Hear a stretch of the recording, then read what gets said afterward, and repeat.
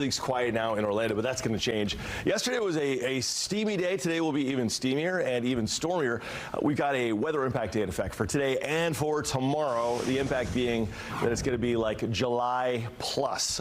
I know the weather in July is hot, it's steamy, it's stormy, but we've got some source air from the equator that is here, and it is going to bring us some big downpours. Believe it or not, this is the same moisture that came our way last week, the same air mass from that low pressure system that crossed Florida early last week, that Invest 93L. It did a full loop-the-loop, and while the low pressure center has long since dissipated, its upper level and lower level moisture still traceable and is overhead today. That's going to be the driving force exactly 1 week later of today's downpours.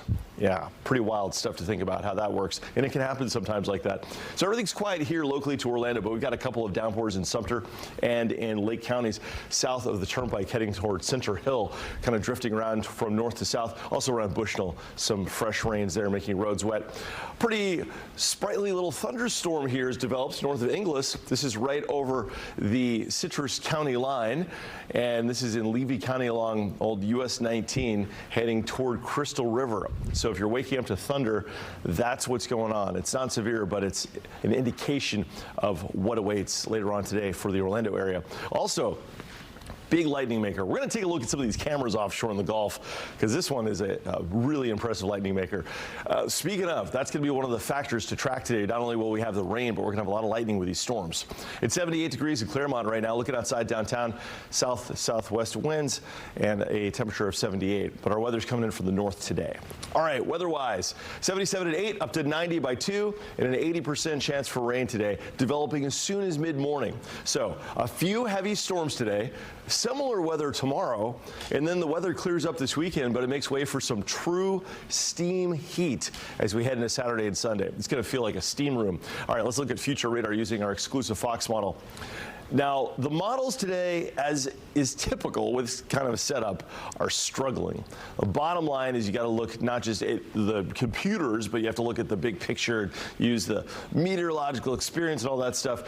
The bottom line is that we're going to have a couple of bigger waves of rain coming in probably midday. So instead of it kicking in around 4 or 5 in the afternoon, it looks like it's going to be closer to noon or 2 o'clock coming in from the north.